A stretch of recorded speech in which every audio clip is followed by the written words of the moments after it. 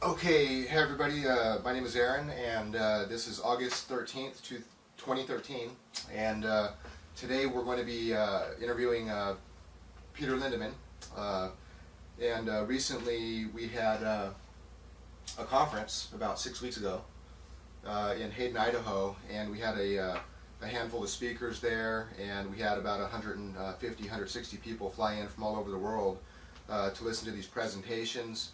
Some of them we have already released. We're releasing them about every 2 weeks. The first one was Paul Babcock's presentation, Magnetic Energy Secrets Part 2, which is available at magneticenergysecrets.com. And the second one was Eric Dollard's presentation, which is available at 4quadranttheory.com. And today we're going to be talking to Peter about his... Peter actually had two presentations at the conference. The first one is called Open System Thermodynamics, and another presentation he did was on battery rejuvenation, which that'll be coming out here in a few weeks. So, so at this conference, your main presentation was Open System Thermodynamics. Mm-hmm. Do you want to kind of go over kind of a basic synopsis of what that really means? Sure. First of all, welcome and thank you all for joining us today. The biggest argument against the whole free energy movement has always been that it breaks the laws of thermodynamics. When I got into this field back in the 1970s, that was just like a stone wall. There was just like no way around it. There was no way to understand it. You needed the whole idea of a free energy machine at that point was that you found some new unknown source of energy that you could tap, or that you could tap into permanent magnets in some new way, or something like that. But I mean, that was pretty much the box that we were all just kind of stuck in as far as what we were trying to work on. And back in the early 80s, I developed a number of machines with a machinist and engineer named Michael Knox. And they all had extremely anomalous behaviors. And the biggest trouble we had was just testing them. We didn't really know enough about how to test an unusual machine to really convince ourselves that they were doing what we thought they were doing, but we didn't want to fool ourselves. And it wasn't really until about 1987 when Eric Dollard showed up at the lab that we had in Santa Barbara, which was called the Secret Borderlands Lab. And Eric actually tested some of our equipment, and one of the generators, no matter what we did, we could not get the efficiency below 108%. And we did all the math right, we did everything right, and that was the big aha moment for all of us. We had the real proof that thermodynamics was not, at least thermodynamics the way it was taught to us, was not an absolute limiting case. And most people have still kind of focused on, one specific invention, does it work or doesn't it work, as kind of a mode of looking at this whole field. And what I started doing after our funding dried up, as soon as we could prove that we had something, of course our funding completely dried up, we couldn't get a dime, and we all just went and got jobs, and I never really got back into the lab very much until Aaron and I had been doing more experiments again in the last 5 or 6 years. But what I started doing was I started looking into thermodynamics because I felt there's no way to really break any real natural laws. In other words, the universe works the way it works, and if thermodynamics isn't a description of that, then what is? What is going on with these energy forms? What is going on with the idea of converting one energy form to another? What are the abilities of, what are the ratios of how much electricity equals how much heat equals how much mechanical energy, and so on, the way we're taught, or the way we were taught. And so I started looking into that, and really, really deeply. And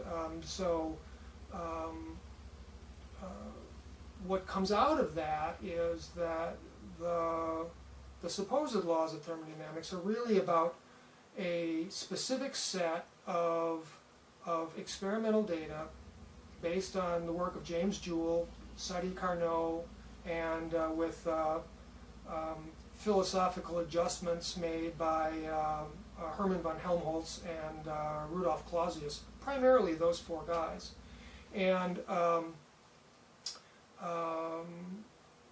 what they were trying to do was demonstrate how energy behaved in a situation that was reversible. And in other words, if you take a Stirling engine, for instance, and I've had a model around, I didn't bring it today, I'm sorry. But basically, if you put heat on one end of it, it will dissipate heat up through it to a cold sink and produce mechanical energy. But if you also just turn the machine, it will pump heat. It will act as a heat pump. And so that's an example of a reversible process. And what happens in reversible processes is that if you swing the machine this way, it may act as an engine. And if you swing it this way, it may act as a generator or a heat pump or something like that. And what's in the middle here is what's called the point of equilibrium. And so these laws really have to do with these very simple reversible machines that are basically, operating around or near the point of energy equilibrium. And that's what the first and second law are really about. And that's a very specific case. And back in the 1840s, when they really didn't know what heat was or how it behaved or anything else, that first set of laws was really important because it laid the foundation to understand what was going on in steam engines and in Stirling engines in particular. When Sadi Carnot developed the mathematics for engineering these things, we were really on the fast track to understanding how to harness heat as a form of energy from nature. Up until then, we really only had wind-powered sailboats and the ability of using moving water to pump water or run a turbine or something else. Those were really the ways that people had figured out how to get energy out of nature up until they figured out really what heat was and how to capture it and how to build an engine that ran on it. That was just like a gigantic, huge development, and that's only about right around 100, between 150 back to maybe the beginning of the 1700s for the very, very early piston steam engines and so on. So just 300 years out of the entire history of humanity, which goes back as farther than our records. Okay, so humans knew how to make fire way back into antiquity. Every race has known how to do it. Okay, that goes back tens of thousands, hundreds of thousands of years. Okay, only in the last 300 years have we figured out enough about what is fire, what is heat, we could actually run an engine on it. And so it's a new science, and we're still learning a lot about it. The biggest development in the last 40 years was that in 1977, a gentleman named Dr. Ilya Prigogine won a Nobel Prize in chemistry on what was called Dissipative Systems. And it was really about the study of how does heat behave, not in systems that are just swinging, in a reversible process near that point of equilibrium, but how do they behave, like if this is the point of equilibrium, how does heat behave way over here, okay? And having nothing to do with the equilibrium point. And he found that heat behaves in completely different ways than it does when you're looking at reversible processes. So heat in non-reversible processes and heat in situations not close to equilibrium has a whole different set of behaviors and laws that describe its behavior, and that's the basis of what my lecture is about, to bring you up to speed on the history of thermodynamics and bring you into the 20th century, at least 21st century, on what we really know about the behavior of heat and what can be done. So when you talk about equilibrium, like my first intro to Prigogine was probably about 15 years ago, actually, in a health book, because when talking about these open system thermodynamics, it's very well studied in all the major universities, and it's completely accepted that any system that is basically self-ordering is governed by these principles of non-equilibrium thermodynamics. Right. You know, like people get together and they organize a city. That's like a self-organizing process. Right. And even that is considered more is being done than what you have to put in. It's a self-organizing system. Right. And so when you're talking about equilibrium, would you basically say that's at a point when there's no like potential difference, and being an open system, you know, allowing more potential to constantly come in from the environment, it keeps it from coming into a point of equilibrium? Well, there's always the tendency of trying to go back to the steady state. For instance, in an energy system, for instance, what Prigogine recognized was that nature allows the self-organization of energy systems. For instance, the formation of a tornado. I mean, that's way above the general equilibrium point for how much the air is moving and what the temperature is, and so on. But you know, nobody paid to create a tornado, and nobody put up big fans to blow the air around or anything. Nature did that by itself, and that's a very highly organized system.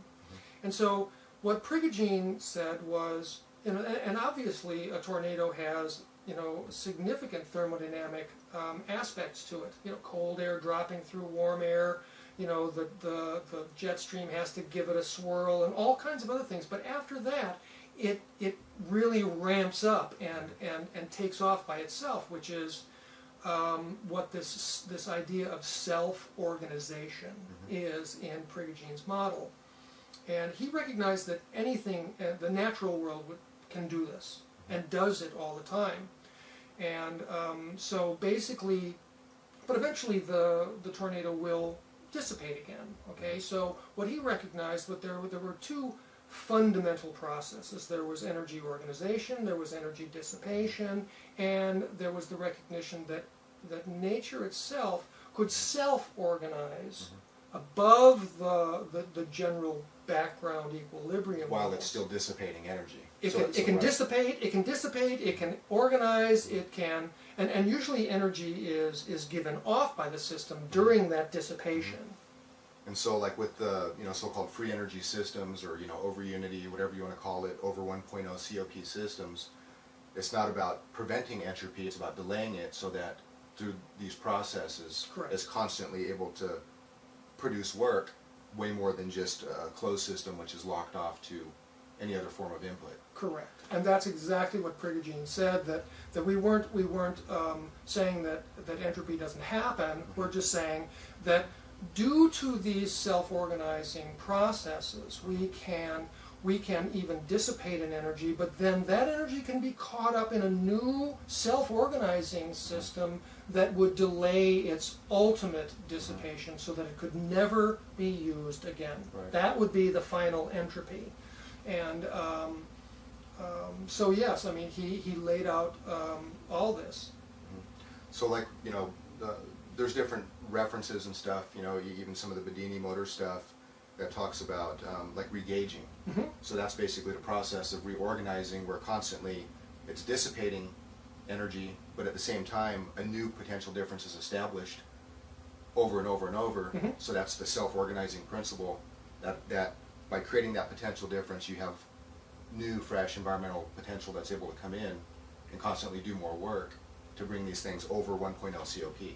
Correct. So Correct. do you want to kind of define COP and what the purpose of that even implies, what it means and what its typical use is? Okay. The first thing I want to go back before I talk about COP is a recognition that in the original work of Carnot, when he was talking about the mathematics of how heat engines work, And he was very specific. He did not say at any time that heat was dissipated or converted to anything else.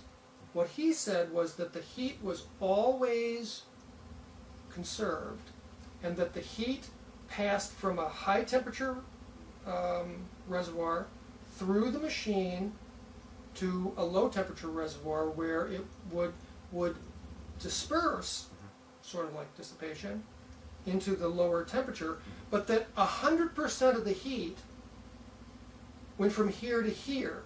Okay? In other words, the heat, it wasn't like 100% of the heat entered the machine and only 80% of the heat came out of the machine so that you could have 20% mechanical energy.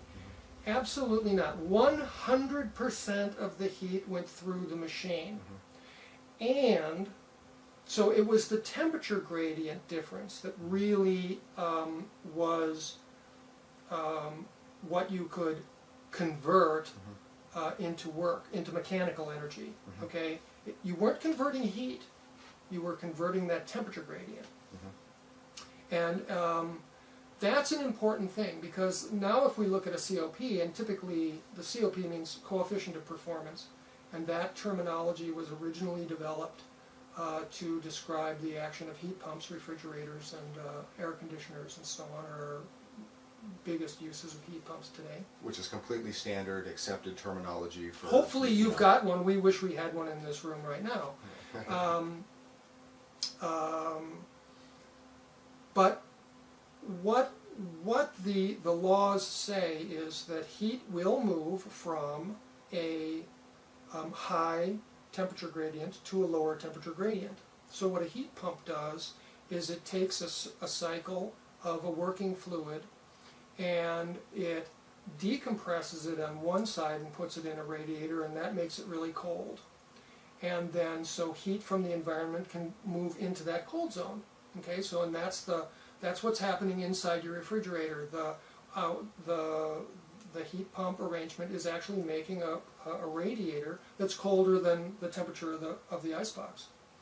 And so the heat there can move into that, and then what it does is it comes around to the compressor where it takes all of that fluid and compresses it, and that raises both the pressure of the material and the temperature of the material, and then it puts that out on a second radiator, which is hotter than the room, and then the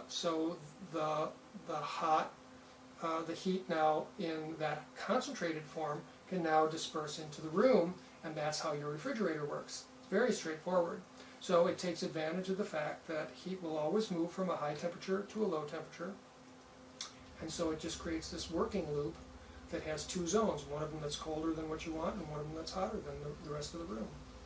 And the amount of energy it takes to run that cycle is way less energy than you can move through the system. And that is what's called the COP, or the coefficient of performance. For a standard refrigerator, the amount of energy you take from the wall to run the compressor, if you took that amount of electricity and put it into a heating element, you would only produce about 1/3 as much heat as the system actually pumps out of the box and into the room. And that's why a typical refrigerator is said to have a coefficient of 3. Okay, which literally means 300% more work in total is done compared to what you're paying for at the wall. I'm moving 3 times more heat than what you're paying for. Than what I'm paying for, exactly. Right. And anybody can go to even EnergyStar.gov or Department of Energy websites, and you can see that it's completely accepted that people are looking for a machine that produces more than what it takes to run it in terms of energy, heat moved compared to what you have to pay for from the wall in a heat equivalent is several 100% more than what you have to put in. So and it's in front of all of us right now. Right. Everybody's got air conditioner, refrigerator, different kinds of heat pumps going on to geothermal heat pumps, you name it. Which the geothermal heat pumps are, some of the better ones are getting into 5 and even over 5. Right. Literally 500% more heat work is being done and moved into your house than what you have to pay for. Right. I mean, that's 500% net gain, Right. you know, compared to what you're paying for. Right. A geothermal heat pump for your home is absolutely the least expensive way of heating and cooling your house. Right now, that is the state of the art. And so, kind of where the whole concept of COP is accepted in heat pump systems, kind of where this type of where these concepts of open system thermodynamics kind of rubs people the wrong way, you know, that are into engineering or physics or anything, is that they only admit, or they will only accept, that having something over 1.0 COP can only apply to heat pumps, and it's like a big taboo or a no-no to admit that you can do that with electromagnetic motors, mechanical amplifiers. You know, you can see the Velico machine is multiple COP. It's not a heat engine. Right. There's no heat involved. It's just purely mechanical. Purely mechanical. You know, Bedini showed at the SG at the conference. Backside battery goes up, and then the front side battery starts going up. Right. You know, way over 1.0 COP, and that's an electromagnetic system. Right. So basically, so that's what COP means. The bottom line, the simple definition of a COP is take the total amount of what I call the preferred output. In other words, what you want done by the machine. Okay. And then you just divide that by how much you put in to get that benefit. And in the form of a heat pump, it's usually about 1/3.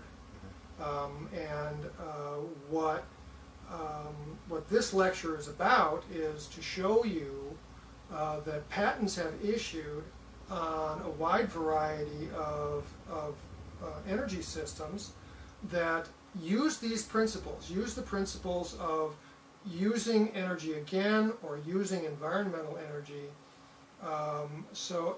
in both heat systems, electromagnetic systems, and in mechanical systems. And I show you the patents and I show you the systems, and you can, what I'm trying to get you to understand in this lecture is that these are general principles in nature. Nature allows these things. They have allowed these things. Some of the regenerative systems that actually recapture mechanical energy and use it again go back to the 1930s. I'll show you one patent that goes back to the 1930s, and some spectacular work in that field that was done in the 70s. So that's the point of my lecture. What I'm trying to get you to do is get out of this little box in your head that says that to get a free energy machine you either have to tap magnets or gravity or some new source of energy, okay? Because nothing else is allowed. The fact is that everything's allowed, and nature is providing us with the operations and the functions for us to make free energy machines that are purely mechanical, purely electrical, purely relating to heat, or any combination of these things. And when you start adding environmental energy, when you start adding energy that you can recover in the process, and putting that back and using it again, all of these things lower how much energy you have to put into the system and raise that COP. So that's the idea in a nutshell. Yeah, because I mean, every single system, no matter what it is, that is over 1.0 COP, and say not including heat pumps, everything that we've been working on, that we personally build, or that we have witnessed running, that's over 1.0 COP, and mechanical systems, electromagnetic, whatever, they're all operating under the exact same principles. Right. So understand, and I've always thought that one of the most important things anybody in this field can understand is the difference between open and closed systems. Yeah. Because if they don't know that, they're kind of shooting in the dark, because they're still operating on the mentality of closed system thermodynamics they're learning in the book, and they're trying to find a way around it. Right. When in reality, there's not one single natural system in the universe that closed system thermodynamics in the textbooks even apply to. Right. That there is no such thing as a closed system in nature. Correct. And so, Then that's one of the things I point out is that even the idea of the closed system where you put the energy in and the machine puts the energy out at some supposed conversion rate, but they always say the reason you can't make a perpetual motion machine is because there's always going to be some loss, some friction in the bearings, some heat loss at the transistors, something that's dissipated into the environment. Okay, so what they're saying is that their closed systems are open to the environment at the output side. Okay, which is a little bit of an oxymoron. If it was really a closed system, then there wouldn't be any losses, and whatever you put in would stay in forever, because after all, energy cannot be destroyed, right?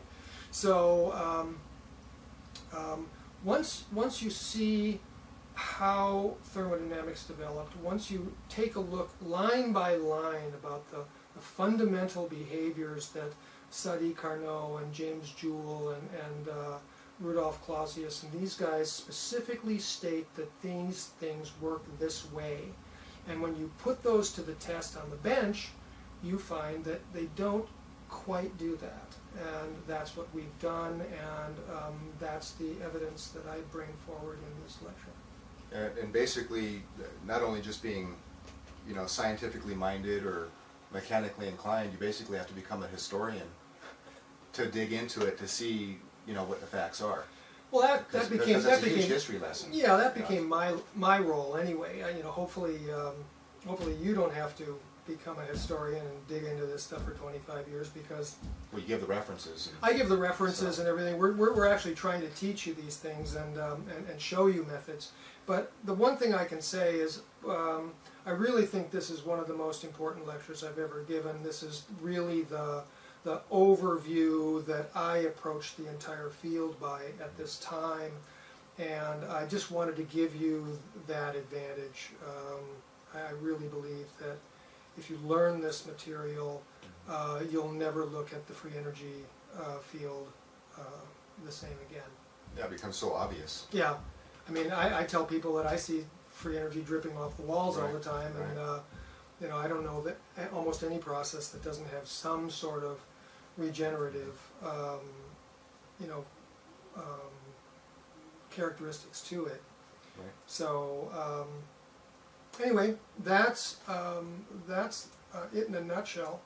What I'm going to do real quick is pause the camera. Great. On the last interview that we did with this GoToMeeting system, I wasn't able to record it very well on the computer, so I have a camera. I'm just going to pause that real quick so the file doesn't get too big, and then I'll restart it. But we'll stay live right here for a second. We'll stay live, and what you can do is, if you've got any questions, we've laid the groundwork here for about a half hour.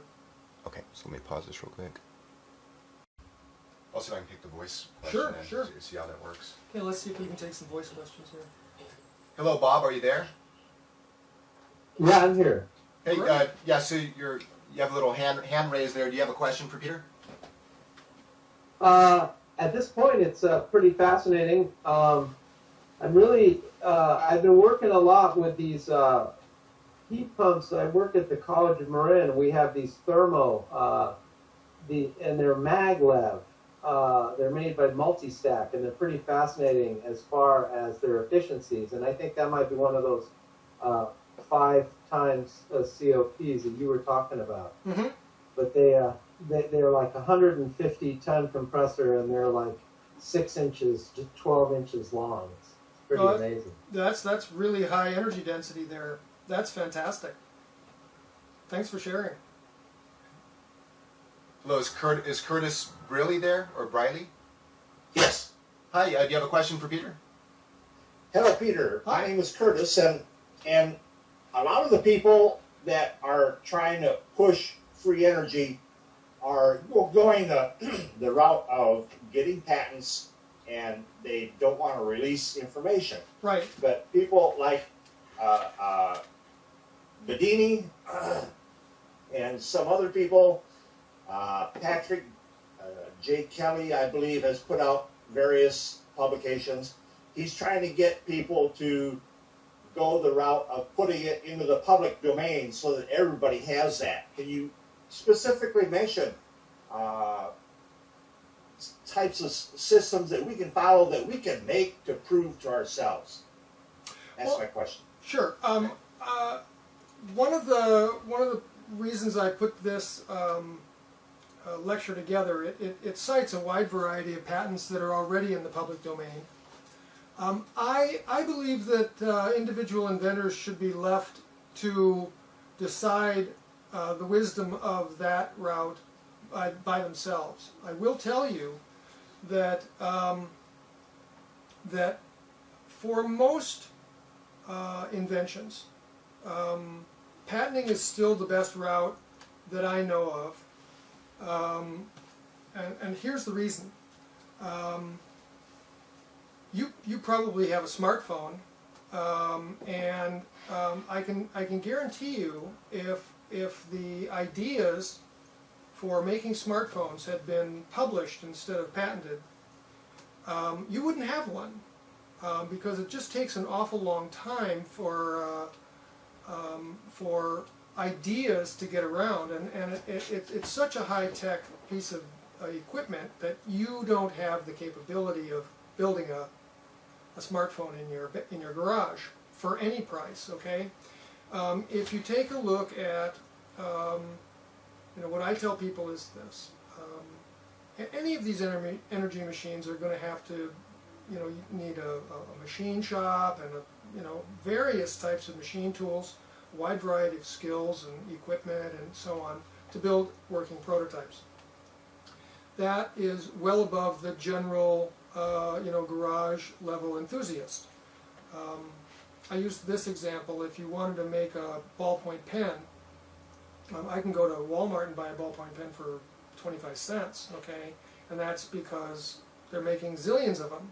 But if I went into my machine shop to build a one-off ballpoint pen from scratch, parts, it would probably cost me somewhere between $500,000 and $1 million, and maybe take 6 to 12 months. Because even though I know that it's got this, half of a millimeter, perfect spherical ball, down in that tip, I don't know how to make one of those, okay? And I don't know how to make the socket that's going to hold on to it, and I don't know what the ink formula is, and I don't have the specifications. And that's what's going to take me so long to figure out. So, we're moving in the direction where enough technology is in people's hands where open sourcing things might work for technology, but so far it's only worked really for software, something that somebody can just type on their keyboard and get it to work. If we ever, maybe in the next 5 years, when everybody's got a 3D printer in their basement, we can put out a set of plans for somebody to just make a complex machine. So we're not quite there for open systems to work. Aaron just sent me a little note here. There's a lot of information on Veliko Milkovic's two-stage mechanical oscillator, and there's a tremendous amount of information on Bedini's monopole motor called the SG project. So there are legitimate open source systems that demonstrate these things, and so I always recommend that people start there. I'm just typing it in so they know how to spell it. Sure. So thank you for your question. It's complicated. I think if somebody wants to open source something, then I would do everything I could to help them. And if they want a patent and try and go, the standard routes with funding and manufacturing, mass manufacturing, then I would try and help them with that too. When you're not the inventor, it's really not up to us to tell the inventor how to handle it. It's their life's work quite often, and they should be free to bring it to the world in the way they choose. How's Velko's last name spelled? No. Milkovic.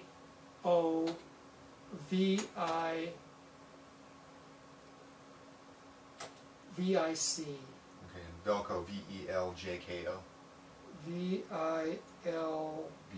V-E-L-J-K-O. J-K-O, correct. Okay. Yeah, so I just typed the name in, Velco Milkovic, and that's a mechanical device. There's a lot of YouTube videos. He has his own site. That device is over 1.0 COP. It's a mechanical system, and that's probably one of the easiest things for somebody to build. Well, it's easy to build. It's more difficult to get going. I've been to Serbia and been in Veliko's lab. I have seen his working models, and they absolutely do everything he says they do. I guarantee you that. I've been there. I've tested them. They do it. The trick to building a working two-stage oscillator, as he calls it, is to get the two oscillators to operate in a harmonic resonant fashion. In other words, you've got a pendulum swinging on a balance beam, and you've got a balance beam that's going like this, and so what has to happen is that the oscillatory moment arm of this movement and the oscillatory moment arm of this movement must be synchronized exactly. And when they are, the energy available over here at this end of the rocker arm goes through the roof, and the amount of energy dissipated at this is just a very small amount. Most over about 90% of the energy is conserved. Okay. Dear Peter, my name is Jeroen van Straten from Global BEM Breakthrough Energy Movement. Do you think 3D printers will play an important role for breakthrough energy inventors? And you did mention that. I did. I think it's possible. Okay, they're saying it's going to be the next big thing. You know, the next biggest thing since the internet. That's yet to be proved, but there are definitely some interesting trends there. It will really boil down to whether or not some clever inventor can come up with a very, very simple energy machine. I have been anticipating these things for some time and have been moving most of my work towards mechanical systems as opposed to the electrical, the complex electrical systems.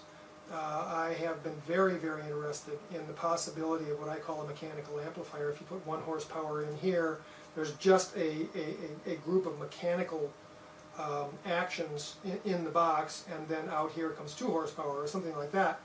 And these things have been demonstrated, and it is possible, but they're not simple yet.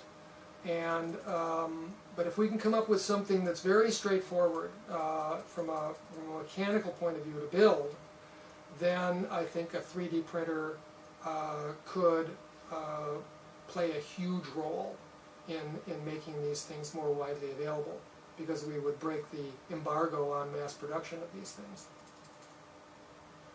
Okay, let's see. Okay, here's a question from Brock Onat, and I apologize if I'm not pronouncing the names correctly. His question is pulsing a spinning mass an example of a system that is open with the input of energy coming from gravity? It seems that the pulsed masses are the third rail of suppressed systems. If not, can you suggest a mechanical system that takes advantage of gravity or other means to become a COP over 1.0 system? Okay. I don't... in my early days, I worked with a gentleman named Bruce De Palma, and unfortunately he died in 1997, and many of you may not know much of his work. But he was the first to prove that that the property of inertia is not a property of mass, but is actually a property of space. And this is a very, very important discovery.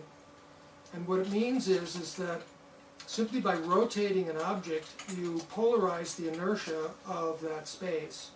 And typically, we look at the perimeter of that event and say, that there's the appearance of centrifugal force out on the perimeter. But what De Palma discovered is that not only does the force on the perimeter rise, but also the force at the axle lowers. And this is what's so important. So it's not just a situation where the force on the perimeter rises. There's actually a radial gradient of inertial distribution.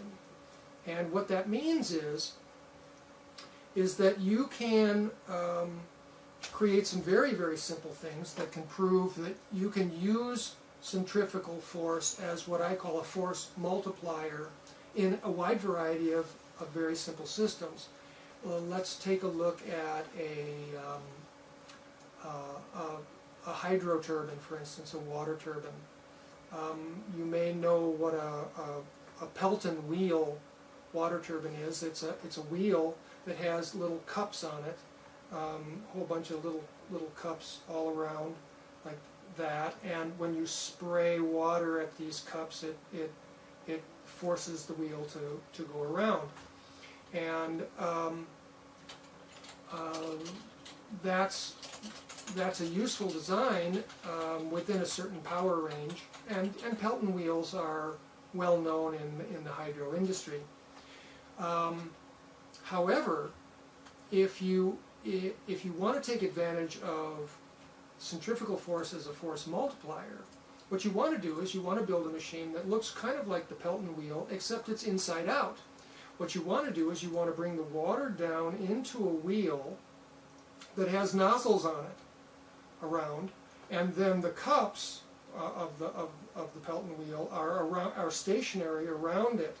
So what happens is that the force of the water comes down, it starts spinning, it starts forcing the water out the nozzles. They have a reaction torque against the cups, and this starts spinning.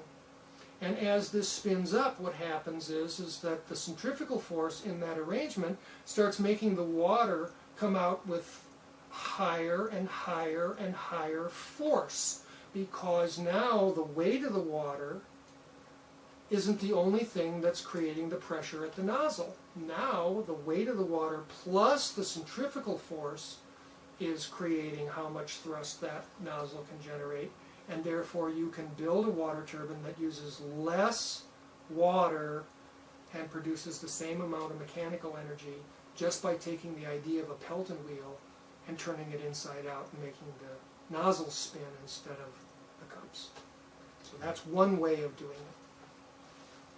Okay. Another question? Sure. Okay, here's a question question from Steve Stucker. How about the levered systems, lead in, lead out types, using some of the research of Russia, using like multiple pendulum multiples of pivot? Anyone looking at this currently is using multiple pendulums? The lead in, lead out ideas are coming out of China, as far as I understand.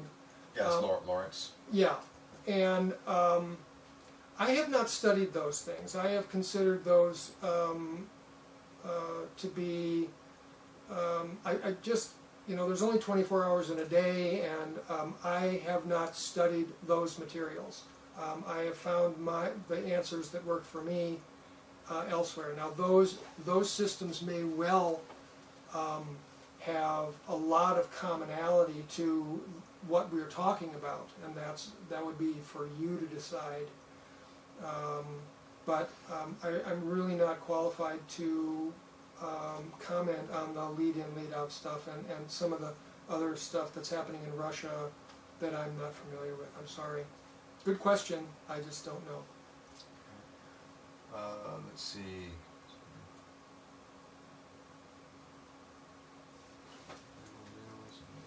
Okay. This is from Joseph Hyde. Hey, Joe.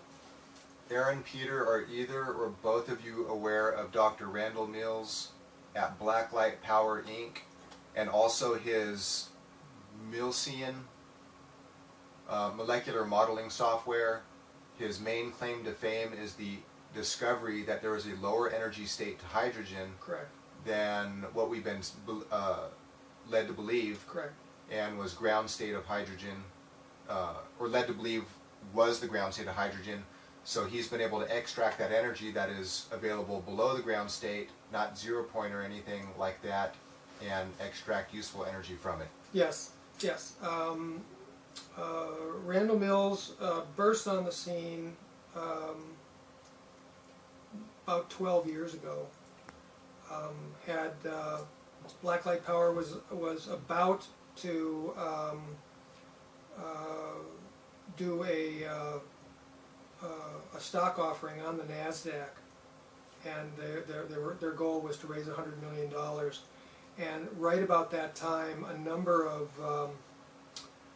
articles came out in the Wall Street Journal saying that his stuff was junk science, and literally within a week or so, the U.S. Patent Office de-issued all of his patents. It was the first time I'd ever seen that kind of thing happen right out in the open. But with his patents no longer valid, the company didn't have any valuable property to use as collateral for the stock float, and the whole thing came apart. So he was attacked pretty ruthlessly to stop him. But yes, his discoveries are excellent. There's tremendous evidence in support of his discoveries, and I really hope he moves forward, because the ramifications of his discoveries are not just in the possibilities of energy production, but in a whole new family of chemical compounds that take advantage of these lower state elements, not just hydrogen. Brilliant work, really. Okay, this is from John Barton. The thing that bothers me is that I have never seen an over-unity machine working, except a heat pump, of course.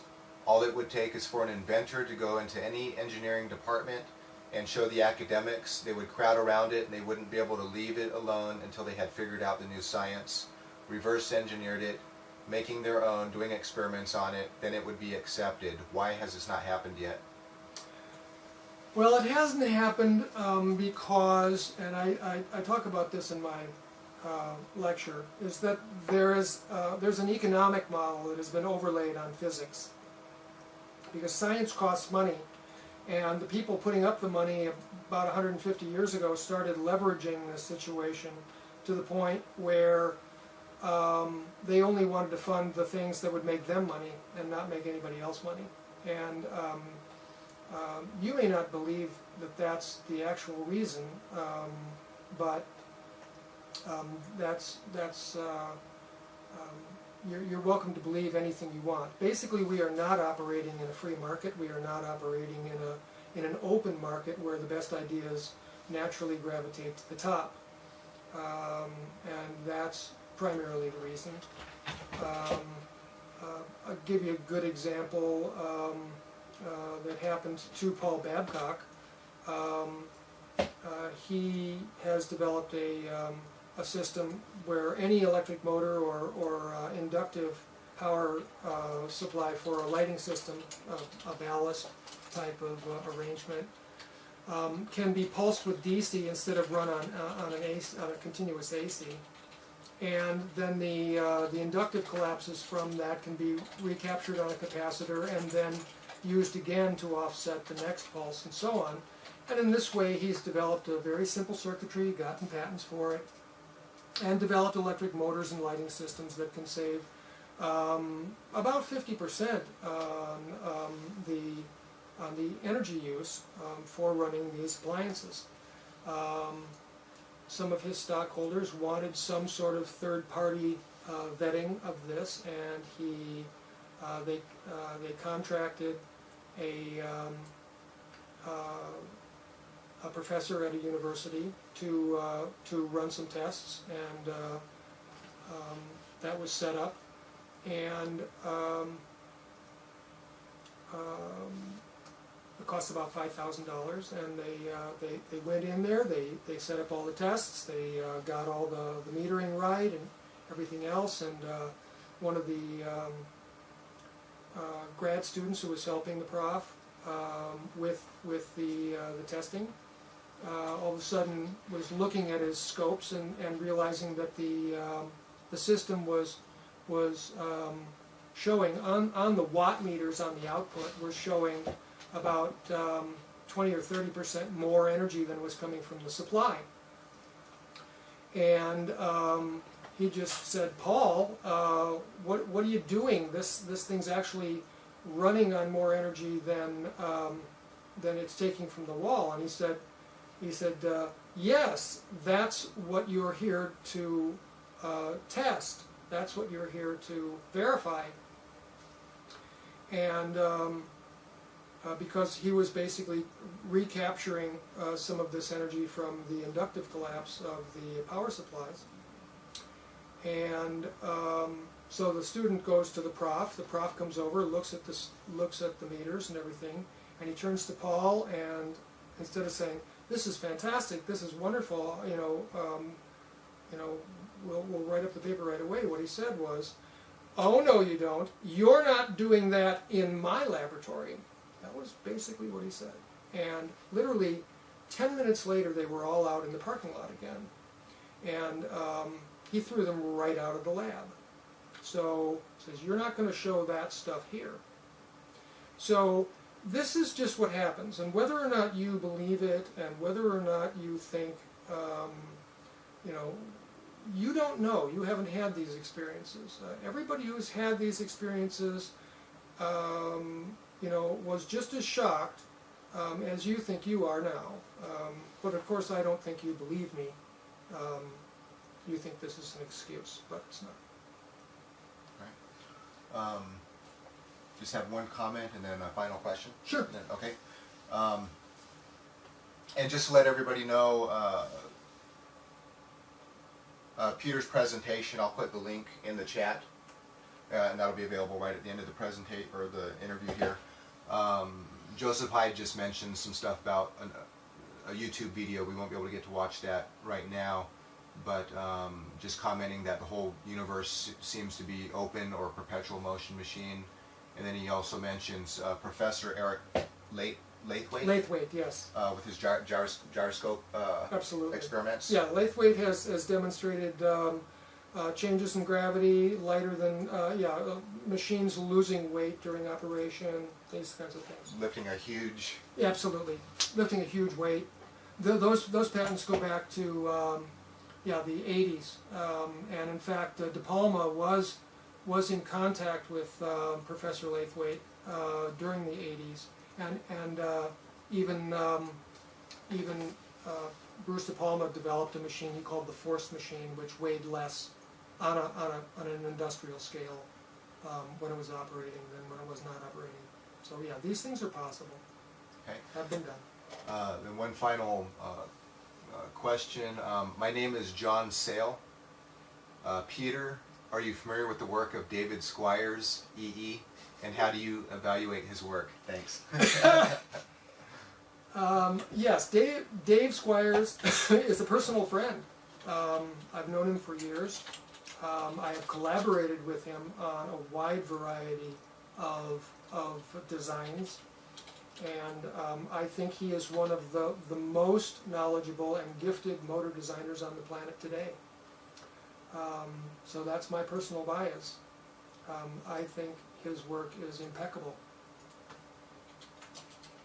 And I think he was a speaker at our conference last year, and that product is called Advanced Motor Secrets, where he not only talks about all the ways around getting around building a no-back EMF motor, but all the ways of recycling unused energy, and even the magnetic simulation methodologies that he uses to tweak the designs so that that all of the prototypes that he builds work the first time, because he makes all all the mistakes in the software. And by the way, he has developed software and a training for that, so that you can learn how to do this too. And we're hoping to be able to bring that training in the magnetic simulator software to engineers who want to learn it sometime later this year. And in the chat, as you're mentioning people like Paul Babcock, I put a link to his presentation, and David Squires. And I think if we're about out of questions there, then yeah, it's getting at 1 o'clock, so we'll probably be wrapping up here in a second. Great. Okay, so if you look into the chat, I don't know how it looks on the receiving end of this, Yeah. but I just put a link to Peter's presentation, Open System Thermodynamics, which is at opensystemthermodynamics.com. And if you go there, Peter's presentation is available right now. Our other website is emediapress.com. It's just all one word, the letter E, then mediapress.com. And that kind of has a catalog of all the products, and you'll be able to see the upcoming 2 or 3 more presentations, which we'll be launching about every 2 weeks. Mm-hmm. And so, and we'll be sending out a mailing. If you're on this presentation because you received an email yesterday about this, I'll be sending out another one with a link to the to Peter's presentation in case you can't find it in the chat. Right. So yes. Thank you so much for joining us today. Everybody. Yeah, and hope you learned something, and really want to bring everybody up to speed on this whole idea of the open systems science, because it relates to just everything. You'll be really surprised. You'll start seeing free energy machines in your kitchen, Right. and all kinds of different ways you can make the world better by applying these principles. And yeah, don't worry that you've, quote, never seen a free energy machine, because they're really all over the place. And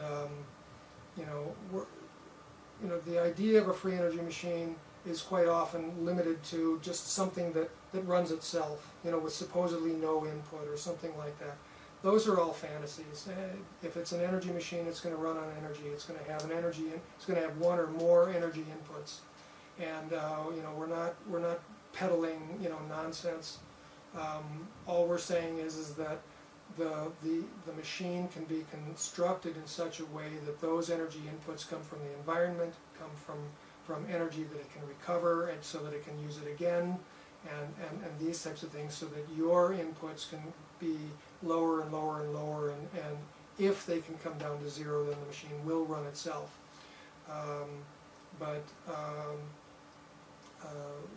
Saving 98%, on a process, so that you only have to put in 2% of the energy to get 100% of the benefit. That's really pretty low cost energy, and I think what you should be looking at is gradients of efficiency. Okay. We want to be able to start saving energy. So if we buy our standard water heater right now with very low insulation, if I heat my water up at 10 o'clock this morning right after I took my shower, it's probably cooled off already before I use any to wash the evening dishes. So that energy was 100% wasted, okay? And what we want to do is we want to start using the energy, not just buying it and throwing it away. We want to buy it, and if we have to store it, we want to be able to store it efficiently. If we are going to use it, then we want to use it efficiently. I mean, it's a famous known fact that the gasoline engine in your car uses about 20% of the heat quotient of your gasoline, and turns that into mechanical energy, and the rest of the heat goes out the radiator and the tailpipe, which basically means that you're wasting, you're purchasing 100% of the heat quotient of the gasoline, and when you burn it, you throw 80% of that away, and you've been perfectly fine with that your whole life, okay?